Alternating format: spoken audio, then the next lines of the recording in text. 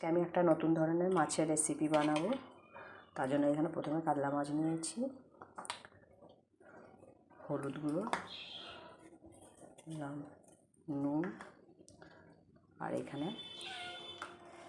লেবু রস দিয়ে আমি মাছটাকে মেখে রাখবো কিছুক্ষণের জন্য।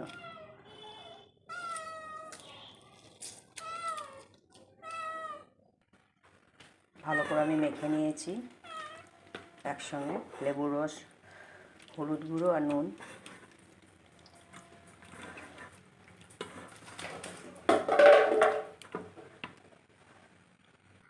এদিকে আমি একটা কড়াই বসিয়েছি, কড়াইয়ের মধ্যে সর্ষের তেল দিলাম।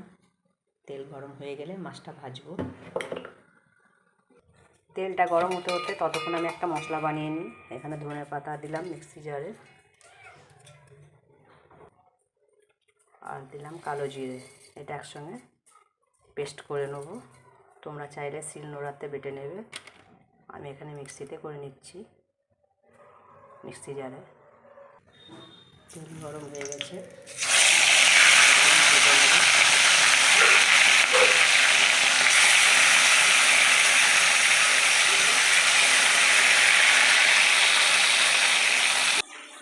এইদিকে আমি আর একটা মশলার মধ্যে দিয়ে দিলাম আদা, রসুন আর পেঁয়াজ। একসঙ্গে আমি কালো জিরা, ধনে পাতা সব একসঙ্গে পেস্ট বানিয়ে নিয়েছি। এখানে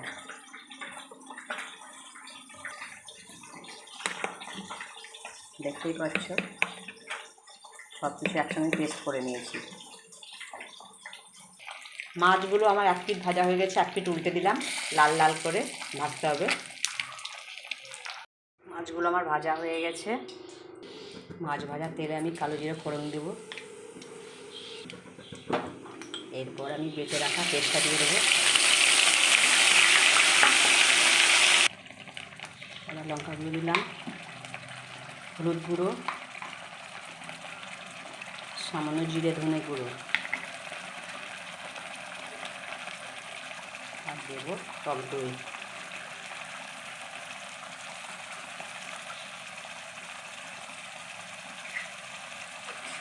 দিয়ে এবার মাছগুলোকে আমি ভালো করে সব কিছু দিয়ে একসঙ্গে মশলাটাকে ভালো করে কষে নেব।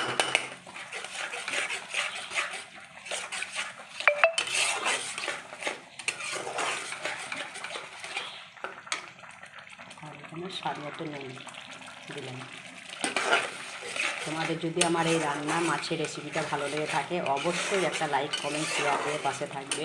আর তোমরা যদি ইউটিউব চ্যানেল থেকে দেখো তাহলে আমার ইউটিউব চ্যানেলটা সাবস্ক্রাইব করে দেবে। আর পাশের বটনটা আছে যেটা, বেলটায় বাজিয়ে দেবে, যাতে নতুন কোনো ভিডিও বানালে তোমাদের কাছে সবারই প্রথমে নোটিফিকেশনটা চলে যাবে।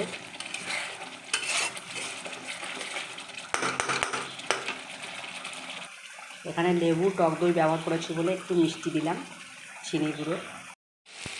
মশলাটা আমার ভালো করে কষানো হয়ে গেছে। এবার আমি জল দিয়ে দেবো।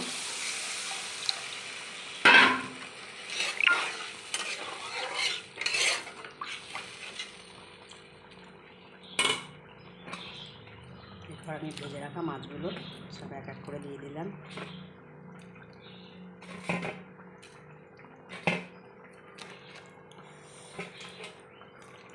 আমি যে রান্নার রেসিপিটা মাছের করলাম, এটা কাতলা মাছেরই বেশি ভালো হয়।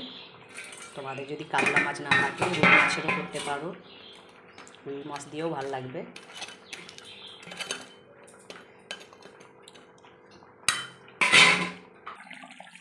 মাছটা আমার ফুটে উঠেছে।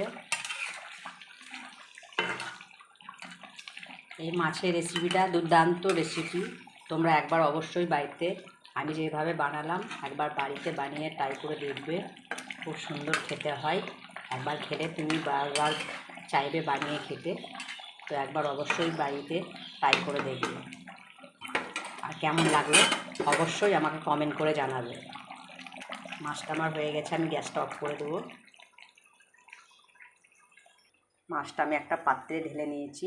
দেখো কত সুন্দর কালার হয়েছে আর দেখতে কত সুন্দর লাগছে। তো অবশ্যই তোমরা একবার বাড়িতে ট্রাই করবে।